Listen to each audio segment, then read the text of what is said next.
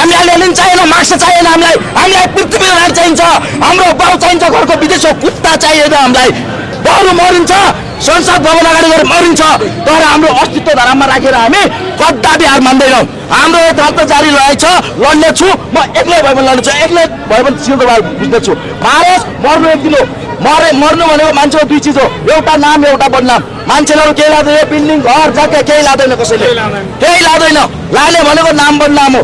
इतिहास हेर्ने हो भने त्याग गर्ने राजाहरू, बुद्ध भगवान, के अरे राजा राम र राजा ज्ञानेन्द्र, शान्तिको लागि जनता नमर भनेर राजगद्दी त्यागेर नागार्जुन वनवास बसेको राजा 14 वर्ष राम बस्यो वनवास, 16 वर्ष 18 वर्ष राजा ज्ञानेन्द्र बसोस्, तर राजतन्त्र आउँछ। आज नआए भोलि मेरो छोरालाई म हिरो बनाएर पठाउँछु। यहाँ राजा कहाँ गएको थियो र? अरू देशको राजा जस्तो देश छोडेर भागेको छैन हाम्रो राजा, आफ्नै घरमा बसेको छ। हामीले 2062-63 को जनआन्दोलनमा ज्ञाने चोर देश चोर भन्ने मै हो, तर मैले विदेश 9 वर्ष काटेर आएँ, दुःख पाप मैले भोगेको छु।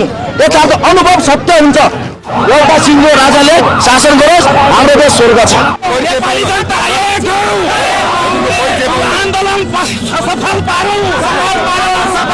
छोरी बुहारी सम्झी नारायणका चाहिँ मध्यहरू बिचौलियाहरूलाई मात्रै भर्ती गर्ने केन्द्र हो यो। मलाई के लाग्छ भने दुर्गा प्रसादले जो पहिले पाप गर्नु भएको थियो नि, जो अहिले यहाँ आएर सत्य बाटोमा आउनु भएको छ, उहाँले त्यो पाप मेटाउने कोसिस मात्र गरिराख्यो। उठा जनता जुटा जनता अब एकजुट हुनुभयो त राष्ट्रघाती दलालले कुटी मार्नुपर्छ, राष्ट्रघाती दलालले कुटी मार्नु। दर्शकबिन देख्न सक्नुहुन्छ शङ्कर फुकेर यतिखेर राजावादीहरू आन्दोलनमा निस्किसकेका छन्। यतिखेर अब सिंहदरबार बालुवाटार सबै घेर्ने भनेर चेतावनी दिँदै यतिखेर युवादेखि लिएर ज्येष्ठ नागरिक सबैजना राजा चाहियो भन्दै सडकमा ओर्लिनु भएको छ। दुर्गा प्रसादले नेतृत्व गरेको यो आन्दोलन 3 कुनेमा जम्मा हुनेछ भने यतिखेर माइतीघरदेखि लिएर विभिन्न क्षेत्रबाट यतिखेर राष्ट्रिय झण्डा बोकेर विभिन्न क्षेत्रबाट विभिन्न ठाउँबाट नेपाल भरि नैबाट यतिखेर 3 कुने ओर्लिने क्रम जारी नै छ। तपाईले देख्न सक्नुहुन्छ हजारौंको घुइँचो यतिखेर माइतीघर हुँदै बानेश्वर हुँदै 3 कुनेतिर लम्किरहेको छ। सुरक्षाकर्मी साथीहरू पनि निकै धेरै खटिराख्नु भएको छ। प्रहरीले पनि हजारौंको संख्यामा नेपाल प्रहरी ट्राफिक प्रहरी खटाइरहेको छ भने राजालाई मन पराउने राजा प्रेमीहरू पनि यतिखेर 3 कुनेतिर लम्किरहेको दृश्य देख्न सक्नुहुन्छ। राजा चाहियो भन्दै यतिखेर सडकमा हजारौंको घुइँचो लागेको छ। दर्शकबिन यो दृश्यहरू देखिराख्दाखेरि तपाईहरु के भन्न चाहनुहुन्छ? अहिलेसम्म पनि हाम्रो च्यानल सब्स्क्राइब गर्नु भएको छैन भने तुरन्त सब्स्क्राइब गर्नु होला। आज 3 कुनेमा के हुनेछ सम्पूर्ण जानकारी हामी पक्कै पनि दिनेछौँ। तपाईको मनमा लागेको कुरा लेख्नु होला भन्दै यहाँ आउनु भएको जनताहरू के भन्नुहुन्छ विशेष उहाँहरुसँग कुराकानी गर्नेछौँ। हामी सँगै रहेर पुरा भिडियो हेर्दै जानु होला। शिरमा कात्रो बानेर निस्किनु छ आफ्नो ठाउँबाट। अब यहाँ काठमाडौँको मात्र आन्दोलन होइन, 77 जिल्लामा तयारी हुनुहोस्। यहाँ दुर्गा प्रसादजी उहाँ एउटा निमित्त हो, तर हामी सबैको आन्दोलन हो। आज मान्छेले आत्महत्या गरेर मर्नु भन्ने अवस्था किन आयो? यिनै दलालहरूको कारणले गर्दाखेरि यो अवस्था आएको हो नि। यो नक्कली गणतन्त्रबाट जनताको रात हुन्छ हुन्छ भन्नुहोस्। नक्कली गणतन्त्रवादीबाट जनताको आवाज चाहिँ कल्याण हुनेला छैन। म एउटा स्वतन्त्र हो है, म कसैको अधिकार छैन, न रापर पाएको छु, न म पुनः दुर्गा प्रसादलाई चिन्छु, न म कसैलाई चिन्दैन। चन्द्रले उहाँलाई फोन गरेर तपाईँ राजतन्त्रको मुद्दा छोडिदिनुहोस्, अरू मुद्दाहरूमा हाम्रो पनि सहमति छ, तपाईँसँग आउनुहोस् फेरि सहकार्य गरौँ भन्ने प्रस्ताव गरेको खबर आएको छ यति बेला। अब उहाँले यो अभियान छोडेर कतै फेरि प्रचण्डतिरै लाग्नुहुन्छ कि भन्ने आशंका छैन तपाईँ? तपाईँ सही भन्नु, तपाईँले सुन्नुभएको थियो त खबर, तपाईँ सँगै हुनुहुन्थ्यो। दुर्गा प्रसादले यस्तो गर्नुहुन्न, म ढुक्क छु। म मेरो दाजुमाथि म ढुक्क छु, दुर्गा प्रसाईमाथि म ढुक्क छु। जसले यो अभियानको नेतृत्व गरिरहनु भएको छ होइन दुर्गा प्रसाई, उहाँलाई विश्वास गर्दै तपाईँ कञ्चनपुरबाट आफ्नै व्यक्तिगत मैले उहाँलाई विश्वास गरेँ, म आफ्नो मनलाई विश्वास गरिरहेको छु। म भगवानलाई मान्छु, यो गोरखनाथले जन्माएको नेतृत्व सफल हुन्छ होला त?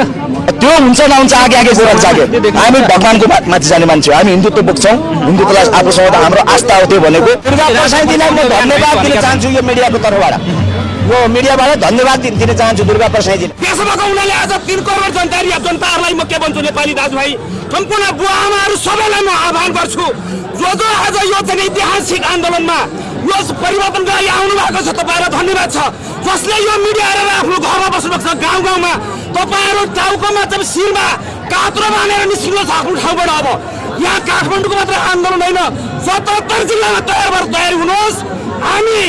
हामी आज यो संयुक्त रूपमा आज चाहिँ जति पनि राष्ट्रवासीहरू आज यहाँ दुर्गा प्रसादजी उहाँ एउटा निमित्त हो, तर हामी सबैको आन्दोलन हो।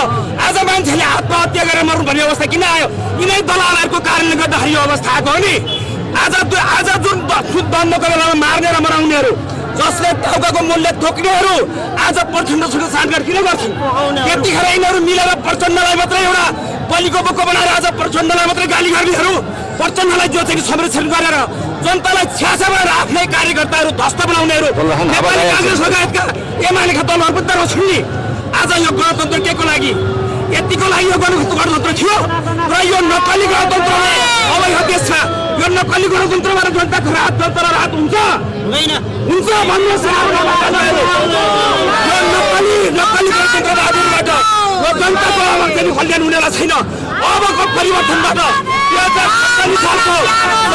2047 सालको हाम्रो जुन संविधान बिउताएर मात्रै बाँसघाँसको पाखा राष्ट्रका 3 करोड नेपालीहरूको आज पिछिए छ र बेपत्ता र जुन बेपत्ता छानबिन आयोग भनेर द्वन्द्वको बेलामा चार राज्य पक्ष र द्वन्द्व पक्षबाट मारिएका मान्छेहरू आज पहिला राजाले हामीलाई निकाल्न दिएको छैन भनेर भन्नुहुन्थ्यो होइन।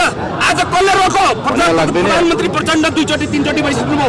बाबुराम भट्टराई प्रधानमन्त्री हुनुभयो, पहिला सेनाले दिएन, राजाले दिएन, हाम्रो मान्छे छानबिन गर्नु भनेर भन्नुभयो।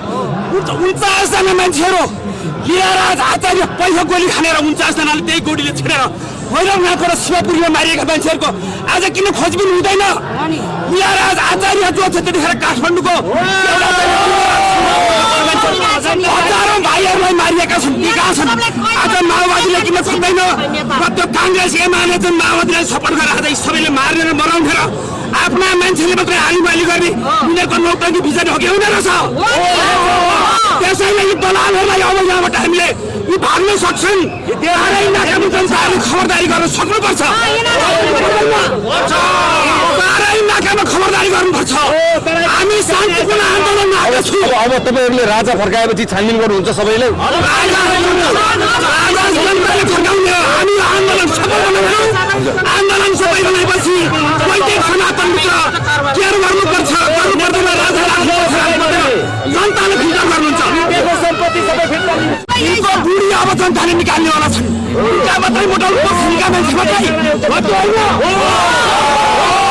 राजा भगवानको वैदिक सनातन हिन्दू राष्ट्रको नेपाली जनताहरूको वाणी मात्रको 3 करोड जनताहरू एक हौँ। नेपाली जनता एक हौँ। आन्दोलन सफल पारौँ। यो आन्दोलन हामीले आदिवासी सिर्जना भनेर आजबाट शुभारम्भ गरेका छौँ। जहिलेसम्म हामी यो आन्दोलन आदिवासी सिर्जना गरेर परिवर्तन आउँदैन तहिलेसम्म हामी शहीद हुनु पर्यो भने अब हामी मेरो भाइ पहिला एउटा परिवर्तनमा शहीद हो भने दाजुको परिवार हाम्रा परिवारहरू पहिला भन्दा तयार छौँ। हामी ढङ्गले हामी अहिले तयार छौँ।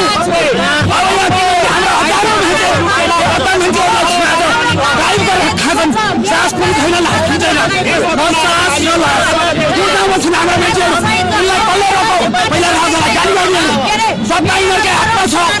यो कुराहरू तपाईँको मिडियाबाट व्यापार गर्दैछ भन्दै मैले मेरो आह्वान उहाँको ठाउँमा आग्रह गर्छु। अभियान सफल हुन्छ होला त तपाईँहरूको? यसलाई त धेरैले दिवा सपना मात्रै हो भनेका छन्। होइन हामीले प्रयास गर्ने हो नि त, सफल गराउने हो नि त, होइन र?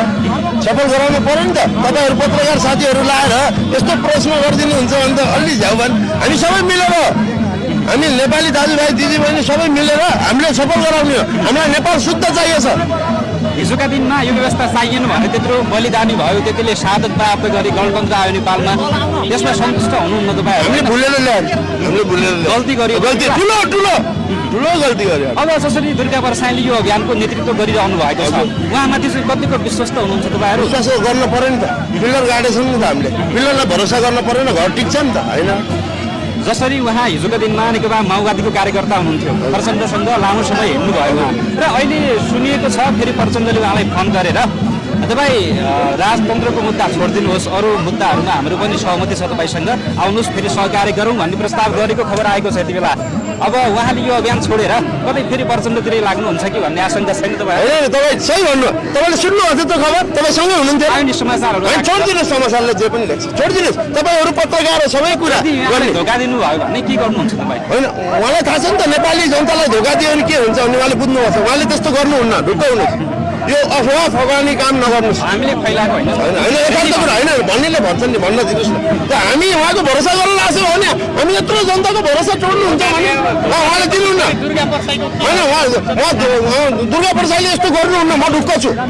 मेरो दाजुमाथि म ढुक्क छु, दुर्गा प्रसाईमाथि म ढुक्क छु। राष्ट्रिय एकताको लागि राष्ट्र संस्था, हिन्दू धर्म, हाम्रो सनातन धर्म र सम्पूर्ण 3 करोड नेपाली जनसमुदायलाई आदरणीय मेरा बुबा आमा दाजुभाइ तथा दिदीबहिनीहरू, हामी अब 57-58 वर्ष हुन लाग्यौँ।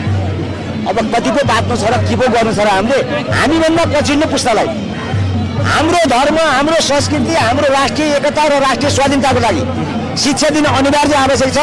यो मिडियाबाट म नेपाल प्रहरी, सशस्त्र प्रहरी, नेपाल आर्मीलाई के भन्न चाहन्छु भने सम्पूर्ण हामी राष्ट्रवादी एक हौँ, सङ्घीय गणतन्त्र खारिज गरौँ, धर्मनिरपेक्षता खारिज गरौँ, सनातन हिन्दू राज्य कायम गरौँ, राष्ट्रिय अखण्डता दिलाउँ।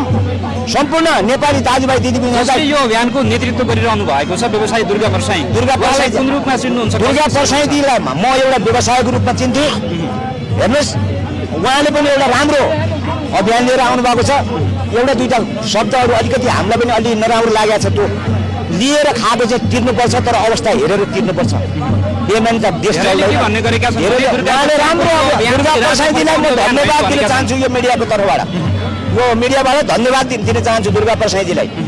तर उहाँले बुझ्नुभयो अन्याय अत्याचार त छ नि होइन? अन्याय अत्याचार चाहिँ सहने होइन, राम्रो एजेन्डा ल्याउनु भएको छ उहाँले, उहाँलाई धन्यवाद छ।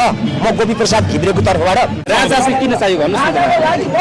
राजा यस्तो थियो, नेपालको सन्दर्भमा यो गणतन्त्र नेपालको हितमा छैन, त्यही कारणले राजा चाहियो।